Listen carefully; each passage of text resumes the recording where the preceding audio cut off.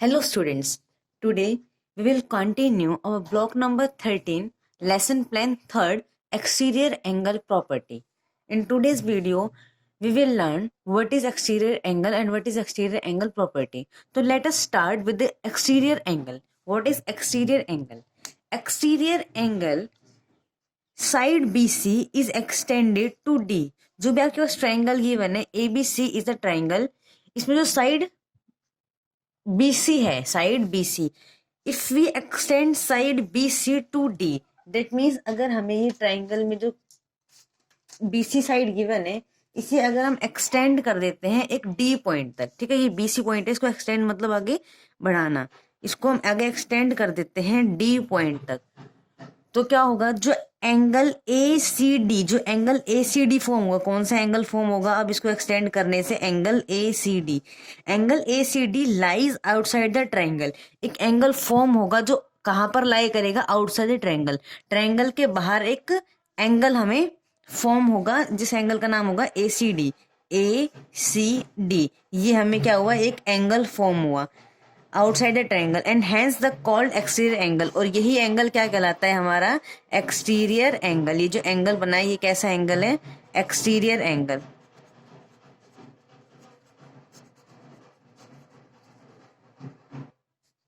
As we know, triangle के 3 angles होते हैं जो इंटीरियर एंगल होते हैं। ट्रायंगल के अंदर 3 एंगल बनते हैं, angle A, angle B and angle C। But if we extend any line of triangle, जैसे कि हमने BC लाइन को एक्सटेंड किया तो कौन सा एंगल फॉर्म हुआ, ACD, बाहर एक एक्सटीरियर एंगल फॉर्म हुआ ACD जिसका नाम है ACD।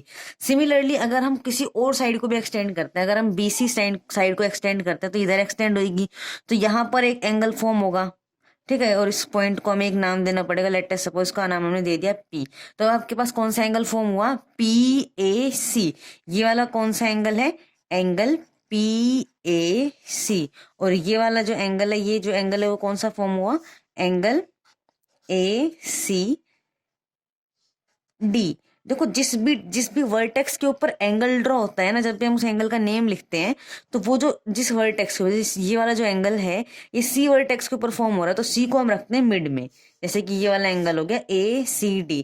अब ये वाला जो एंगल फॉर्म हुआ है, ये जो एंगल फॉर्म हुआ है, ये कौन से वर्टेक्स पे हुआ है, A वर्टेक्स पे, तो जब हमने इसको नेम दिया तो क्या नेम दिया, PAC। हमेशा ही जो जिस भी वर्टेक्स पे एंगल ड्रॉ होता है वो वर्टेक्स का नेम बीच में आता है, ठीक है। सिमिलरली अगर आप किसी और साइड को भी एक्सटेंड करोगे, जैसे कि आपने AB को एक्सटेंड किया यहाँ पे इधर पॉइंट Q तक, AB को अगर हम एक्सटेंड करते हैं पॉइंट Q तक, तो यहाँ पर जो एंगल फॉर्म होगा वो भी क्या होगा, एक्सटीरियर एंगल। ये भी क्या है, एक एक्सटीरियर एंगल है, और इस एक्सटीरियर एंगल का नेम क्या होगा, इसका नेम क्या दे सकते हैं, QB, यहाँ पे B पॉइंट है ना, QBC, ये हो गया एंगल BQC। तो ये तीनों ही एंगल कैसे एंगल है, एक्सटीरियर एंगल। जो एंगल ट्रायंगल की साइड एक्सटेंड करने पर बाहर की साइड बनते हैं, एक्सटीरियर साइड बनते हैं ट्रायंगल के, वही क्या होते हैं, एक्सटीरियर एंगल्स, ठीक है। Now come to the exterior angle property, कि एक्सटीरियर एंगल प्रॉपर्टी क्या होती है। आपने एंगल सम प्रॉपर्टी पढ़ी थी, एंगल सम प्रॉपर्टी में क्या था कि ट्रायंगल के तीनों इंटीरियर मतलब अंदर वाले, जैसे कि इसके अंदर मैंने जो ग्रीन कलर से मार्क कर रखे हैं वो ट्रायंगल के अंदर के एंगल्स हैं, इंटीरियर एंगल्स हैं ABC। एंगल सम प्रॉपर्टी में होता है कि जो इंटीरियर एंगल्स हैं, एंगल ABC जो ग्रीन कलर से मार्क्स हैं, अगर हम इसका सम करें तो ऑलवेज किसके इक्वल होगा, 180 के इक्वल। ये हमने क्या पढ़ा था, एंगल सम प्रॉपर्टी। नाउ हम पढ़ रहे हैं एक्सटीरियर एंगल प्रॉपर्टी। तो एक्सटीरियर एंगल प्रॉपर्टी क्या होती है, पहले तो हम उसे अंडरस्टैंड करते हैं, उसके बाद हम उसका प्रूफ करेंगे कि वो होता कैसे है। तो एक्सटीरियर एंगल प्रॉपर्टी के अंदर क्या होता है, लेट अस सपोज आपके पास ये ट्रायंगल है ABC, ठीक है, ABC, हमने ये जो BC लाइन है, BC लाइन को हम आगे एक्सटेंड करते हैं, हम C नेम देते हैं यहाँ पे, ठीक है। ABC जो लाइन है उसको एक्सटेंड करते हैं D पॉइंट तक, तो हमारे पास एंगल बनेगा यहाँ पर एक्सटीरियर एंगल।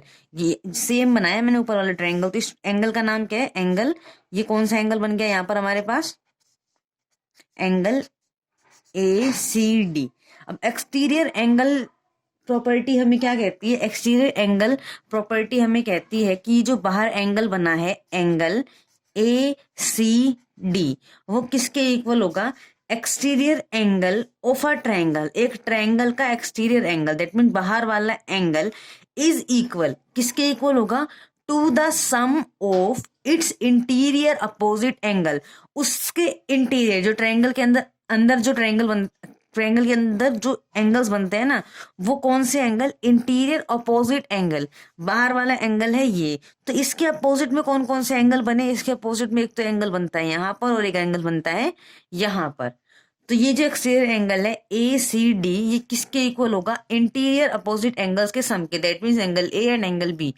तो ये होगा angle A and angle B के सम के इक्वल।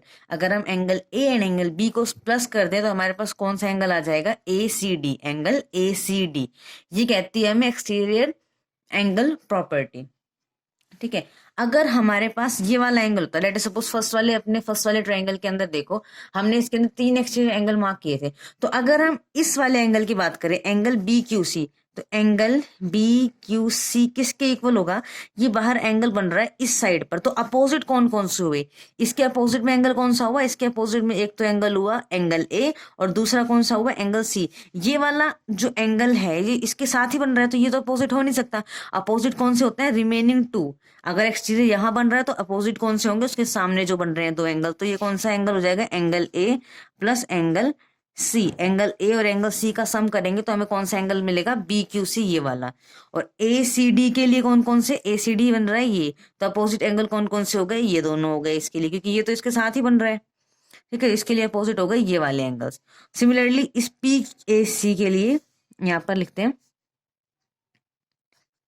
पी ए सी किसके इक्वल होगा, एक्सटीरियर एंगल है पी ए सी, तो ये किसके इक्वल होगा, ये वाला एंगल तो इसके साथ ही है, तो ये तो अपोजिट हुआ नहीं। तो इसके लिए अपोजिट एंगल कौन कौन से हुए, ये वाला एंगल और ये वाला एंगल, कौन से एंगल हुए, ये बी प्लस एंगल सी। तो ये हमारी क्या कहती है, एक्सटीरियर एंगल प्रॉपर्टी कहती है कि कोई भी एक्सटीरियर एंगल अगर वो ट्रायंगल के बाहर बन रहा है तो वो किसके इक्वल होगा, वो इक्वल होगा sum of its interior opposite angle, triangle के जो भी इंटीरियर एंगल है, अपोजिट एंगल, जो बाहर वाला एंगल बन रहा है उसके अपोजिट में जो अंदर एंगल्स बनेंगे उसके सम के इक्वल होगा। ये कहती है हमें एक्सटीरियर एंगल सम प्रॉपर्टी। अब ऐसा होता क्यों है, ये जो ए सी डी है, जो ए सी डी बाहर वाला एंगल है, वो अंदर के 2 एंगल ए और B, angle A plus angle B के इक्वल क्यों है, अब हम इस बात को प्रूव करते हैं। तो इसको प्रूव करने के लिए हमें क्या करना पड़ेगा, इसको प्रूव करने के लिए पहले तो हमें एक ट्रायंगल ड्रॉ करना पड़ेगा। हम यहाँ पर एक ट्रायंगल ड्रॉ करते हैं।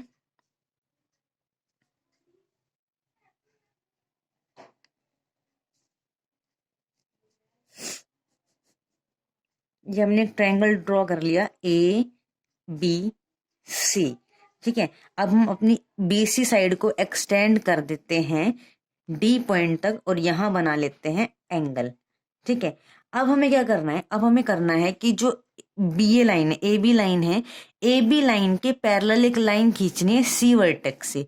यहां से अगर हम एक लाइन ड्रॉ करते हैं, ये हमने एक लाइन ड्रॉ किया, इस लाइन का नाम है पी, और ये पी लाइन है वो क्या है, इस ए बी लाइन के पैरेलल है।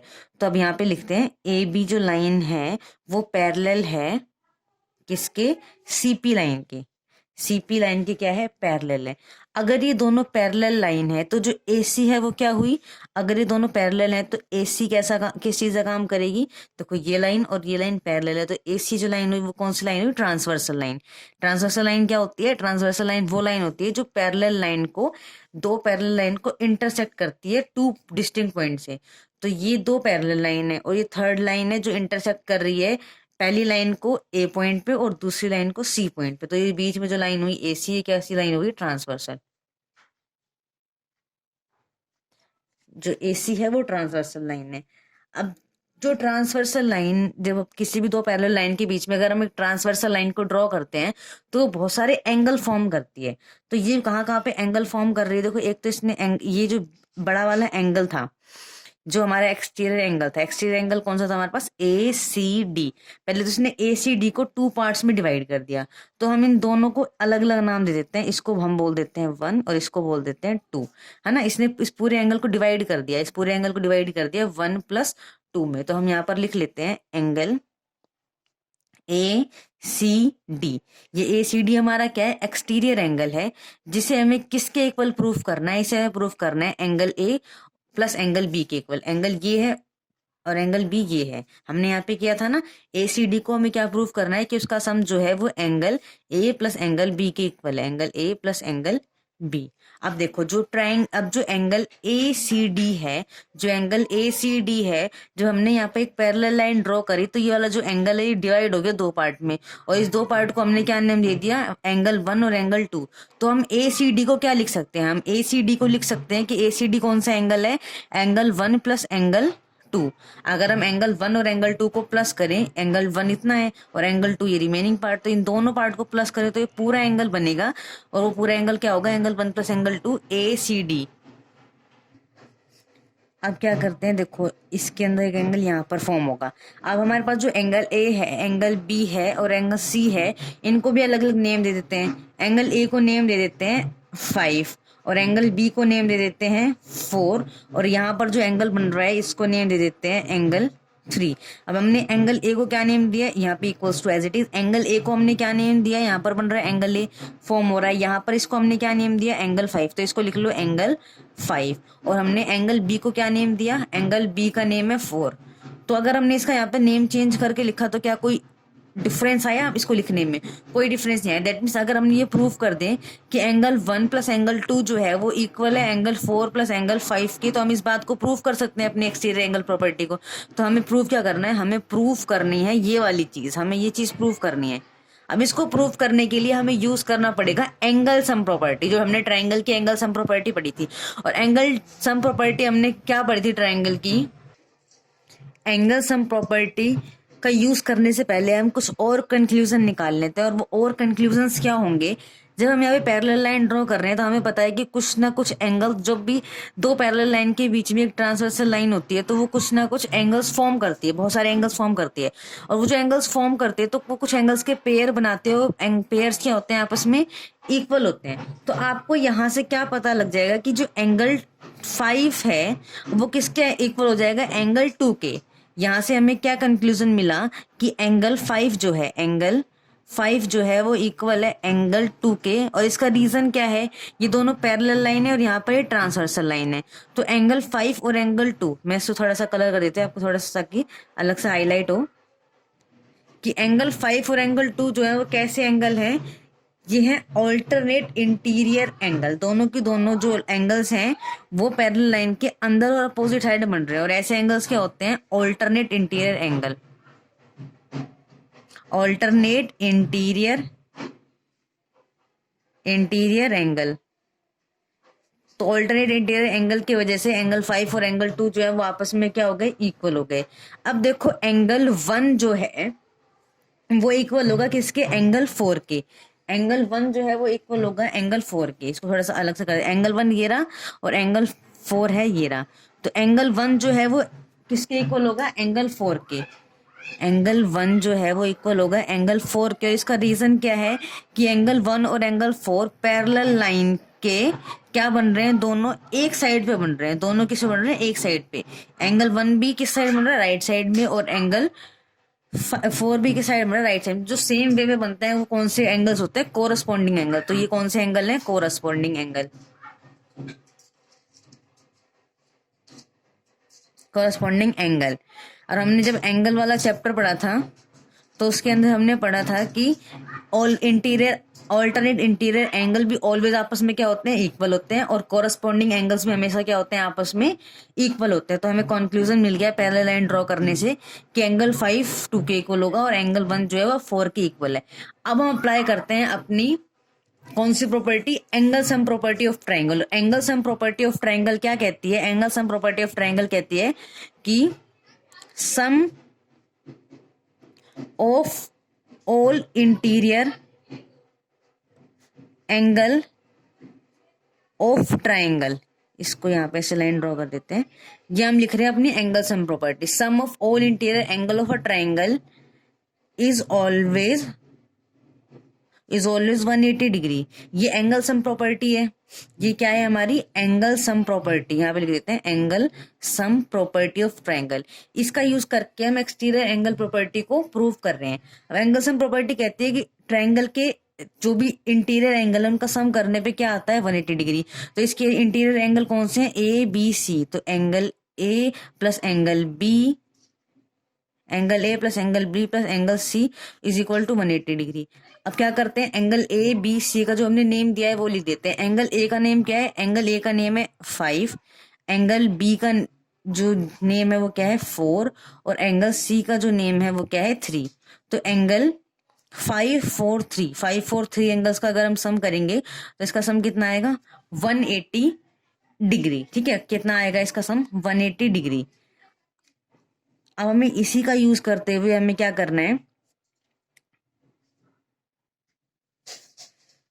अब अगर हम इस एक स्ट्रेट लाइन पर 180 डिग्री एंगल देखो किससे बन रहा है, यहाँ पे एक सी वर्टेक्स पे 3 एंगल है, एंगल 3, एंगल 2, एंगल 1, तीनों कहाँ पर है स्ट्रेट लाइन पे, एक कॉमन वर्टेक्स के ऊपर एंगल है। तो हमें पता है कि अगर एक कॉमन वर्टेक्स के ऊपर एंगल बनते हैं तो उनका सम कितना होता है 180 डिग्री। तो हम यहाँ से लिख सकते हैं, ठीक क्या लिख सकते हैं हम यहाँ से, एंगल 3 प्लस एंगल 3 ये प्लस एंगल 2 प्लस एंगल 1, तीनों एंगल का sum angle 3 angle 2 plus angle 1, तीनों का सम कितना होगा 180 डिग्री। ठीक है, अब हमें पता है कि जो एंगल 5 है वो 2 के इक्वल है, 1 जो है वो 4 के इक्वल है। तो यहाँ पर हम नेम चेंज कर सकते हैं, हम एंगल 1 की जगह पर क्या लिख सकते हैं 4, और एंगल 2 की जगह पे क्या लिख सकते हैं, एंगल 4 की जगह पे हम लिख सकते हैं एंगल 1 की जगह पर हम लिख सकते हैं एंगल 4। तो यहाँ पे एंगल 1 की जगह पे हम लिख लेते हैं एंगल 4, क्योंकि ये दोनों आपस में इक्वल है। अगर इक्वल है तो चाहे एंगल 1 बोलो या एंगल 4 बोलो कोई फर्क नहीं पड़ता। ठीक है, और एंगल 2 की जगह पर हम क्या लिख सकते हैं, एंगल 2 जो है वो किसके इक्वल है एंगल 5 के। तो एंगल 2 की जगह हमने नेम लिख दिया एंगल 5, और एंगल 3 का as it is, angle 3 as it is. ठीक है, और ये आ गया 180 डिग्री। ठीक है, तो देखो हमने एक्सटीरियर एंगल कौन सा था, एक्सटीरियर एंगल था 2 और 1। हमने 2 और 1 का यूज करके भी क्या दिखाया, 2 और 1 के अंदर अगर हम 3 को ऐड करेंगे तो 180 आ जाएगा।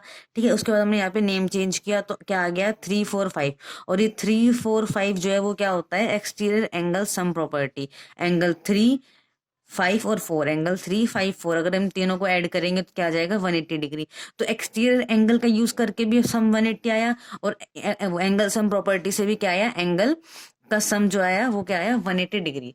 तो अगर दोनों से ही एंगल सम प्रॉपर्टी सेटिस्फाई होती है दैट मीन्स एक्सटीरियर एंगल का सम जो है वो इंटीरियर एंगल्स के इक्वल होता है। ठीक है, अब अगर वो डायग्राम में आप ध्यान से देखें तो हमने क्या किया 5 और 4 के अंदर भी 3 ऐड किया तो क्या आ गया 180। ठीक है, किस में ऐड किया हमने, एंगल 3 में। एंगल 3 है ये, इसको एक अलग से हाईलाइट कर देते हैं, एंगल 3। ठीक है, अगर आप एंगल 3 में क्या, अगर आप एंगल 3 में क्या ऐड कर रहे हो, एंगल 3 में आपने ऐड किया 4 और 5, एंगल 3 में हमने ऐड किया 4 और 5 जो ये वाले एंगल है, तो भी कितना सम आया 180 डिग्री सम आया। और यहाँ पर भी हमने क्या किया था, एंगल 3 में ऐड किया था एंगल 2 और 1, और ये 2 और 1 कौन सा एंगल है, 2 और 1 है बाहर वाला angle, exterior angle A C D. ठीक है, तो हमने एंगल 3 के अंदर अब क्या ऐड किया 2 और 1 ऐड किया तो क्या आया 180 डिग्री। दैट मीन्स अगर हम एंगल 3 को माइनस कर दें तो ये वाला एंगल और ये अंदर के जो दोनों एंगल का सम आपस में क्या है इक्वल है ना। अगर हम इस साइड से भी 3 को माइनस कर दें और इस साइड से भी 3 को माइनस कर दें तो 5 और 4 भी किसके इक्वल है 180 के इक्वल है, और 1 और 2 भी किसके इक्वल है 180 के। अगर ये दोनों ही आपस में क्या है इक्वल है तो हम कंक्लूजन क्या लिख सकते हैं कि एंगल 4 प्लस एंगल 5 जो है वो किसके इक्वल आ गया, एंगल 2 प्लस एंगल 1 के। ठीक है, हैंस प्रूव।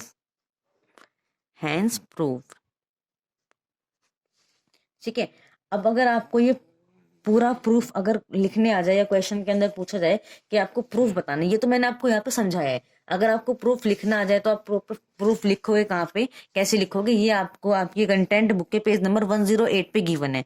तो आपको यहाँ से ये पूरा प्रूफ लिखना है। यहाँ पर आपकी एक्सटीरियर एंगल सम प्रॉपर्टी जो है वो हो गई कंप्लीट। इसके बाद आपका नेक्स्ट टॉपिक दे रखा है बुक के अंदर एंगल्स ऑफ ट्राइंगल। देखो अभी तक हम सारे एंगल्स जो हैं वो डिस्कस कर चुके हैं, सिर्फ एक एंगल रह गया है। वो एंगल क्या रह गया है कि अगर आपके पास एक ट्राइंगल हो, आपके पास एक ट्राइंगल है ए बी सी, ठीक है, हम इस वाले एंगल को एक्सटेंड कर रहे थे, ठीक है, हम मान लो यहाँ पे इस एंगल को एक्सटेंड कर रहे थे तो एंगल फॉर्म हो रहा था यहाँ पर। अगर हम एक साथ दो एंगल एक्सटेंड कर दें, यहाँ से इस वाली लाइन को भी एक्सटेंड कर दें, तो एक एंगल बनेगा यहाँ पे मान लो एंगल 1, और एक एंगल बनेगा यहाँ पर एंगल 2। तो जो एंगल 1 है वो इक्वल होता है एंगल 2 के। क्यों इक्वल होता है? क्योंकि ये कैसे एंगल हो गए? Opposite angle. ये कैसे एंगल होते हैं? Opposite angle. और ऑपोजिट एंगल ऑलवेज क्या होते हैं? इक्वल होते हैं। तो एंगल 1 जो है वो एंगल 2 के इक्वल होगा, क्योंकि ऑपोजिट एंगल है। ठीक है, सिमिलरली अगर आप इस वाली साइड को भी एक्सटेंड कर दो और इस वाली साइड को भी एक्सटेंड कर दो, तो एक एंगल बनेगा यहाँ पर और एक एंगल बनेगा यहाँ पर। लेट अस सपोज ये 3 है और ये 4 है, तो एंगल 3 जो है वो इक्वल होगा 4 के। रीजन क्या है? सेम रहेगा अपोजिट एंगल। ऐसे अगर आप इस वाली साइडों को एक्सटेंड कर दो तो एक एंगल यहाँ पर बनेगा और एक बनेगा यहाँ पर। लेट अस सपोज ये 5 है और ये है 6, तो एंगल 5 जो है वो इक्वल हो जाएगा एंगल 6 के।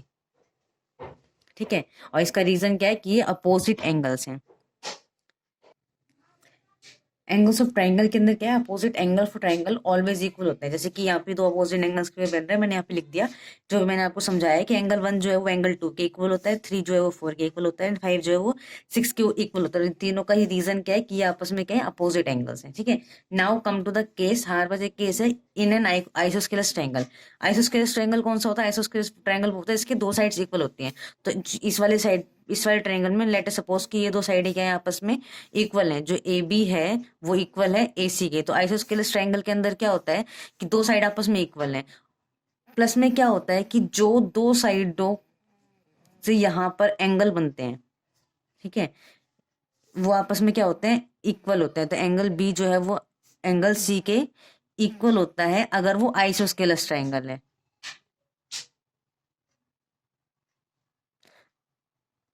आइसोस्केलस ट्रायंगल में जो एंगल्स बनते हैं वो क्या होते हैं? हमेशा इक्वल होते हैं। आइसोस्केलस ट्रायंगल में दो साइड्स इक्वल होती हैं। ये दोनों क्या है? साइड्स हैं। ठीक है, दो साइड्स इक्वल होती हैं और दो एंगल जो है वो आपस में क्या होते हैं? हमेशा इक्वल होते हैं। ठीक है, अब अगर आपको इस ट्रायंगल के सिर्फ एक ट्रायंगल में सिर्फ एक एंगल गिवन हो, ये एंगल बी का जो मेजरमेंट है वो 40 गिवन हो, और आपसे फाइंड आउट करवा रहा हो कि आपको एंगल ए फाइंड आउट करना है, तो आप कैसे फाइंड आउट करोगे? Find angle A. अब हमें पता है कि एंगल बी और एंगल सी क्या है? आपस में इक्वल हैं। तो अगर एंगल बी जो है वो 40 डिग्री है तो एंगल सी भी कितना हो जाएगा? 40 डिग्री। ये वाला एंगल भी कितना आ गया? 40 डिग्री। आपने सी फाइंड आउट कर लिया। उसके बाद angle sum property, angle sum property का यूज करके आप एंगल ए को फाइंड आउट कर सकते हो। एंगल सम प्रॉपर्टी क्या कहती है? एंगल सम प्रॉपर्टी कहती है angle A plus angle B plus angle C जो है वो इक्वल होते हैं 180 डिग्री के। तो एंगल ए हमें नहीं पता लेकिन एंगल बी पता है 40 है, एंगल सी कितना है? 40 है। यहां से हम एंगल ए की वैल्यू निकाल लेंगे। एंगल ए क्या हो जाएगा? 180, और इधर माइनस का 40, और ये भी इधर आ जाएगा माइनस का 40। ये हो जाएगा 180 माइनस 80, और ये हो जाएगा 100। जो एंगल ए है वो कितना आ गया हमारे पास? एंगल ए आ गया 100। अब हम वर्कबुक जो है वो नेक्स्ट नेक्स्ट नेक्स्ट वीडियो में डिस्कस करेंगे। Thank you.